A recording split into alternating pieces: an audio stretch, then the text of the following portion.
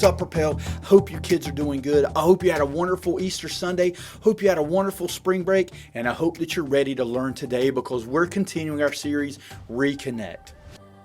And as we learned last week, this series is all about peace. Now, what did we say peace means? Well, maybe you shouted it out, but if not, let me help you.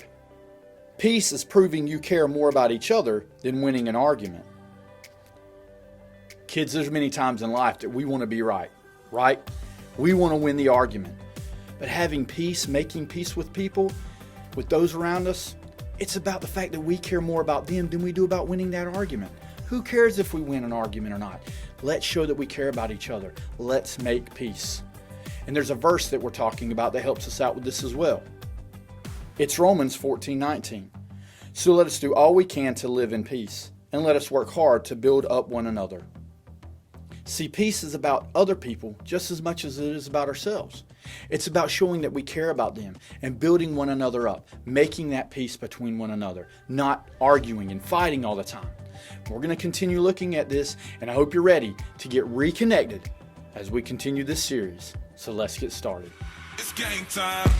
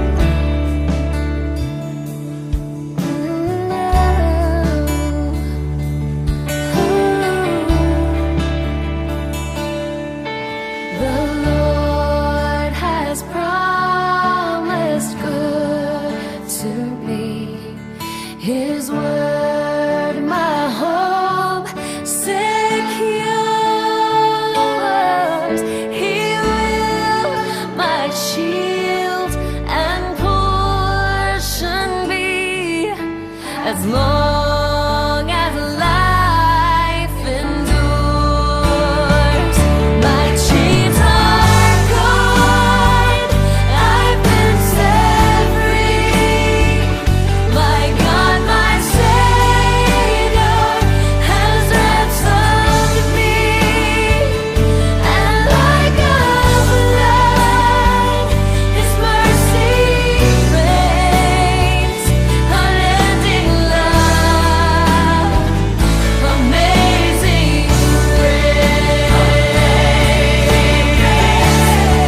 Oh yeah, my chains are gone, I've been set free. My God, my Savior has ransomed me. And like a flood, His mercy reigns, unending love,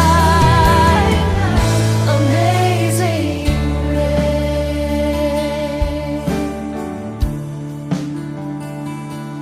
The earth shall soon dissolve like snow. The sun forbear to shine.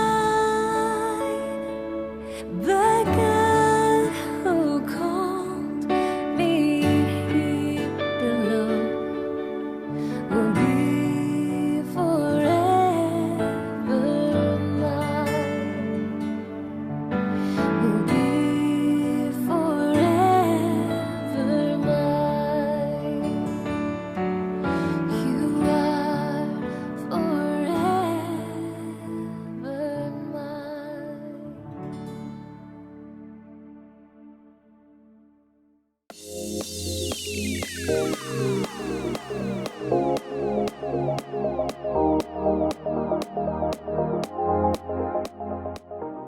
Hi, it's your boy Jacob, and today we're talking about peace. Peace is proving you care more about each other than winning an argument. So, if you had an argument with someone and you feel like that relationship is broken, peace can help you rebuild that relationship. It's like building a bridge. Bridge, bridge, bridge.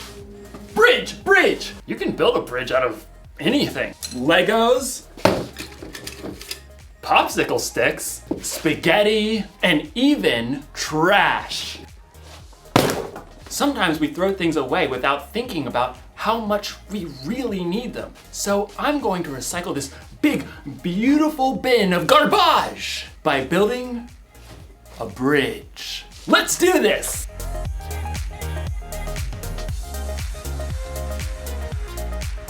It's alive! Now we just need some glue. Glue. Oh! Glue stick. That should work, right?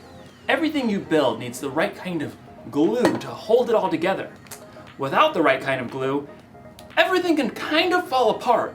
Now, ladies and gentlemen, I present to you the Recycle Bridge!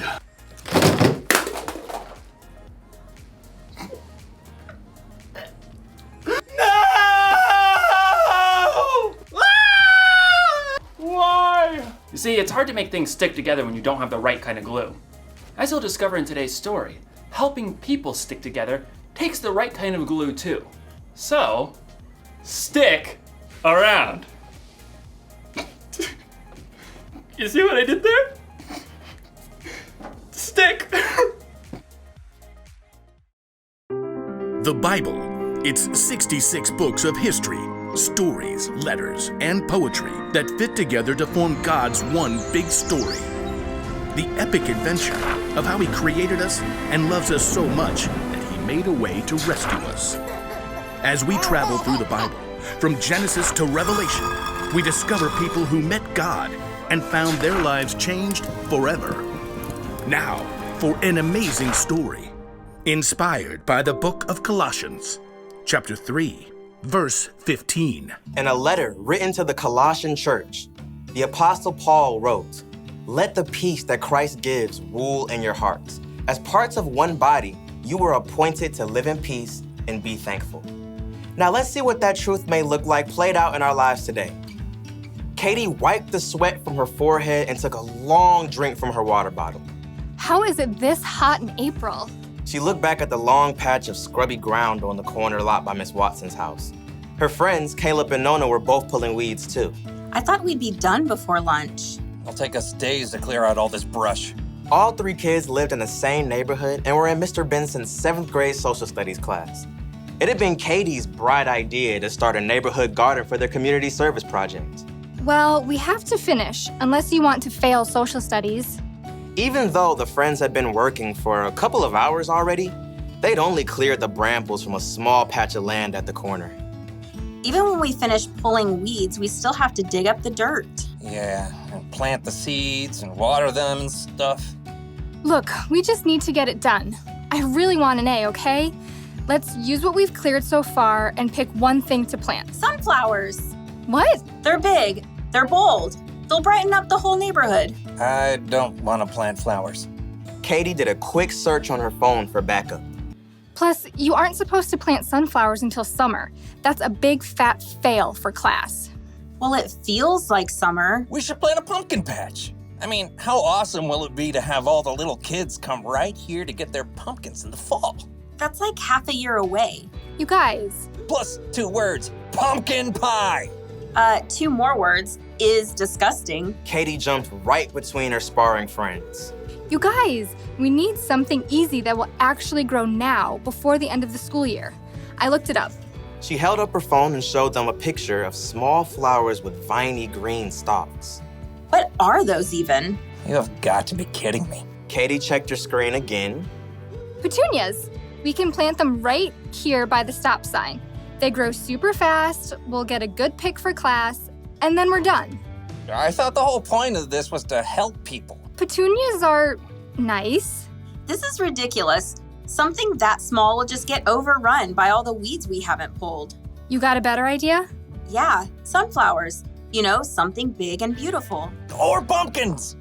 Katie ripped off her gardening gloves and hurled them into the dirt. Fine. Do your own community service project. You're quitting the garden? It's not a garden, it's a weedy dirt patch. I'll do my own project. Katie grabbed her water bottle and her tools and stalked off. I cannot believe them. At home, Katie kicked off her muddy shoes and hurled her dirty gloves on the floor. How'd it go, sweetie? Awful. We hardly cleared any weeds, and Nona and Caleb wouldn't listen to my idea about what to plant. It is a pretty big project. I'm doing my own. Isn't it a group thing? Nona and Caleb don't even care about the grade. They want to do all this stuff with pumpkins and sunflowers and stuff we'll never even finish. I get it. It's a lot easier to keep it small, but it's up to you whether you want to hold on to being angry or go make this right with your friends. They started it. Look, God designed you to be at peace on the inside, peace with Him and with others. Okay, yeah, I don't know where to start. You could start with more help. I bet Miss Watson would be willing to lend a hand since that weedy patch is right by her yard. Maybe. Oh, and Mrs. Garcia is always trying to start a garden in their backyard, but she says it's too shady. Maybe she'd like to help. Katie nodded slowly. After lunch, she took a trip around the neighborhood and spotted Caleb shooting some hoops in his driveway. Then she dragged him across the street to knock on Nona's door. You realize I don't want to talk about this? I don't want to talk about this. Just give me a minute. Both of you, please. Caleb and Nona stared at Katie, arms crossed. I'm really sorry. I got so stuck on making an A that I didn't listen to your ideas. I was just so hot and frustrated. Katie's friends waited. I talked to Mrs. Watson and the Garcias and that family with the little kids by the stop sign. They all want a garden, like a big vegetable garden. They want to help us. Really? We could clear the lot pretty fast with that much help. And we can plant everything, tomatoes and beans and carrots and sunflowers and pumpkins and whatever people want to eat. We'll have to help keep it up over the summer though. All the way to pumpkin season. Exactly. Okay, I'm in. Caleb gave Katie a high five. Then they both turned to Nona. She hesitated. Okay, sure. But you're not gonna get me to eat pumpkin pie, because sweet potato is way better. Deal. The Garcias can help out tomorrow afternoon, so we can get back to it then. Katie headed home, relieved that she was on good terms with her friends again and at peace on the inside. She was living out the truth of Paul's words. Let the peace that Christ gives rule in your hearts. As parts of one body, you were appointed to live in peace and be thankful. Some days, people are hard to get along with. Your sister spills milk on your homework. Your mom packs your lunch with that weird kind of bread you keep telling her you don't like. You have an argument with your friend over your group project. You just want to yell at everybody. But the Apostle Paul reminds us in his letter to the Colossians, let the peace that Christ gives rule in your hearts. As parts of one body, you were appointed to live in peace. Do you hear that? It's your job to make peace with the people around you. It's one of the things that you were made for, but you don't have to do it alone. You can have the peace that Christ gives. That kind of peace is strong and powerful. It's the glue that holds relationships together. So, if your sister spills milk on your homework, be quick to forgive. If you're in an argument with a friend, be patient and listen. And if you feel like yelling at everyone, count to 10. Or yell into a pillow. Or better yet, ask God to give you peace. Don't throw away a relationship without thinking. Peace is more important than being right. Here's the one thing to remember today. We can make peace with others. Think about who you need to make peace with today. Ask someone you trust for ideas on how to take the first step. You'll probably need a little creativity, and you'll definitely need the right kind of glue. Super glue. This ought to do the trick. When you see me next, I'll have a bridge that will truly last. Well, I'll see you next time.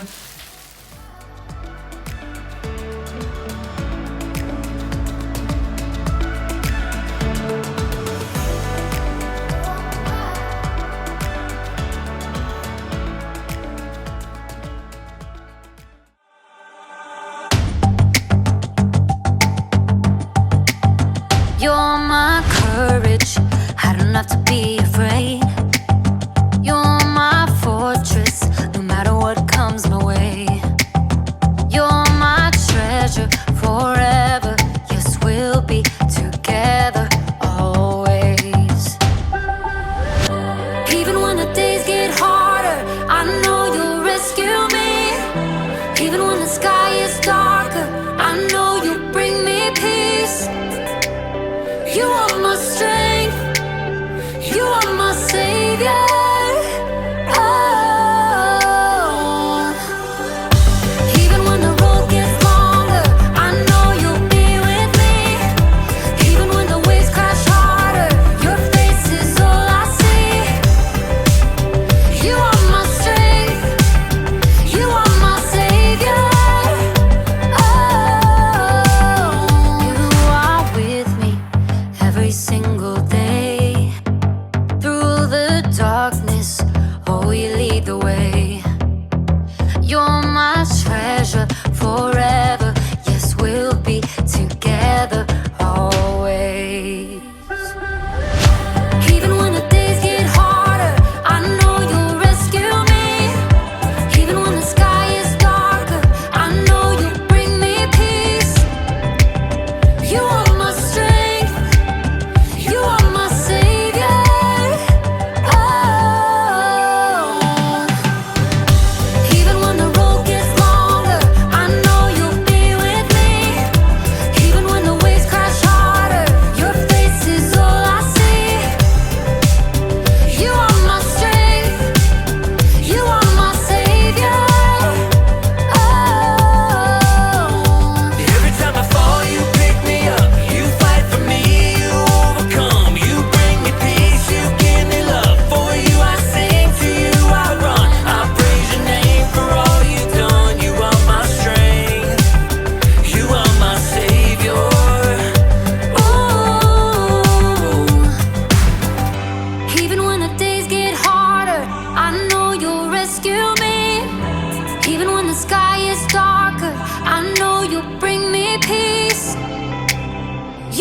my strength. You are